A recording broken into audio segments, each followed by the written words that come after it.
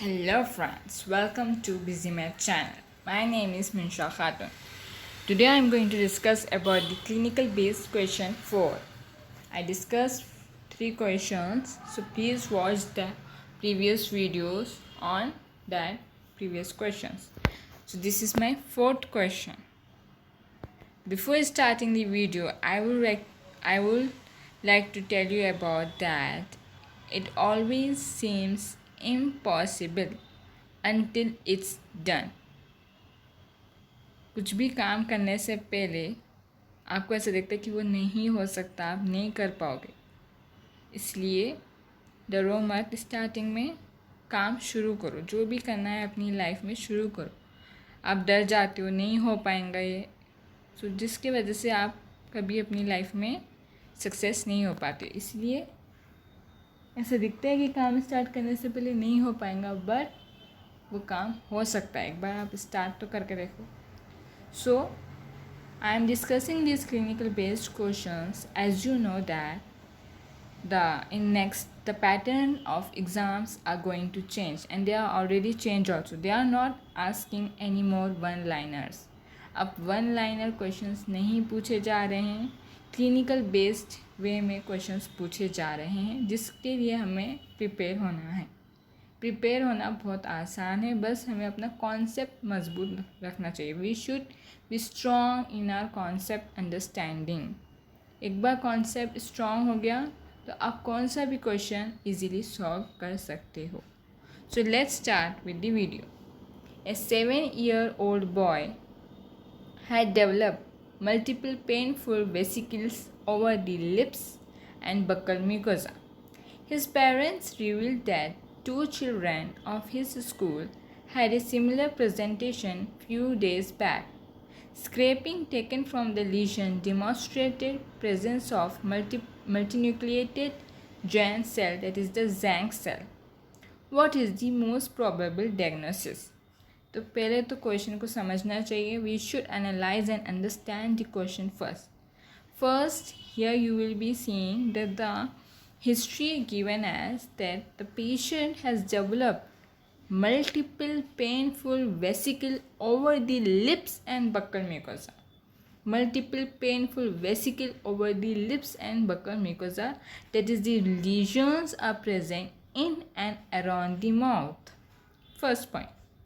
Second point, Zank cell, that is the multinucleated Zank cell. And where you are going to see this Zank cell, multinucleated Zank cell, human herpes virus. In human herpes virus, Zank cell, that is a multinucleated giant cell are present. So second point is clear, that is Zank cell is present in the human herpes virus. Now coming back to the first point again, we see the lesions are present in and around the mouth. You know that Zank cell are present in human herpes virus 1, human herpes virus 2 and human herpes virus 3. Okay, in these 3 human herpes virus, we are going to see the multinucleated giant cell, that is the Zank cell. So it is difficult to say that on the basis of the presence of the Zank cell, that is which one is the virus infecting to the patient, that is it is the human herpes virus 1 or it is human herpes virus 2 or it is human herpes virus 3. We can't tell on the basis of the presence of the Zank cell, that is the multinucleate giant cell.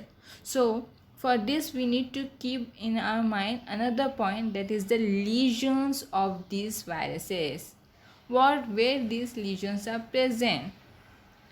Okay, so we need to keep that the thing in our mind. So here you are seeing that the lesions are present over the lips and the buccal mucosa. You know that in human herpes virus 1, the lesions are present in and around the mouth. First point. In human herpes virus 2, the lesions are present around the genitalia. Second, in human herpes virus 3, the rashes are present. Superficial and centripetal rashes are seen in human herpes virus 3. Human herpes virus 1 is human simplex virus, herpes simplex virus. Human herpes virus 2 is herpes simplex virus 2, and human herpes virus 3 is varicella zoster virus. So I discussed that Zang cell are seen in all three, but because as the Zang cell is present in all three, we cannot diagnose the condition on the basis of the Zang cell. So to diagnose for the proper diagnosis, we should consider the lesions.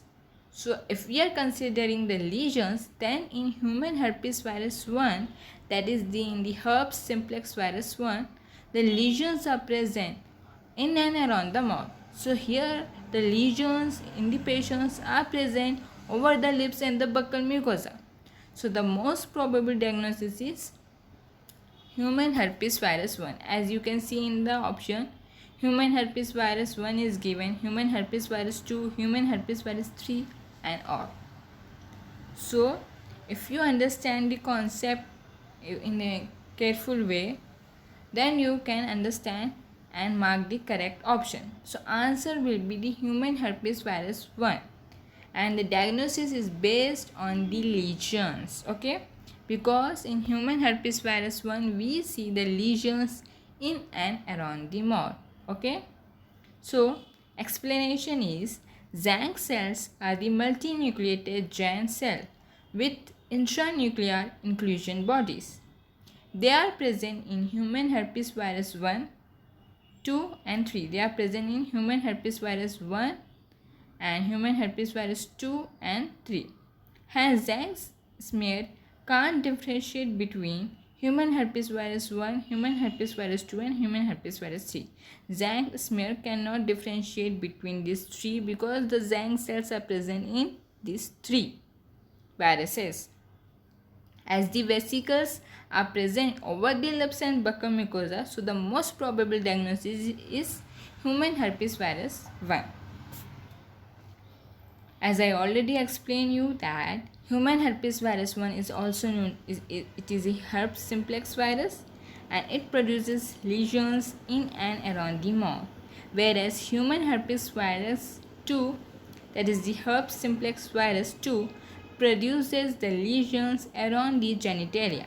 Human herpes virus 3, that is the varicella zoster virus, produces superficial and centripetal rashes. So this is about my fourth question which I discussed. If you like my video, then please share this video with your friends so that they should also get benefit. And please subscribe the channel and press the bell icon. Okay? And I will be posting daily one clinical based question so that we should get into the practice of solving these clinical based questions. Clinical based questions are easy to solve.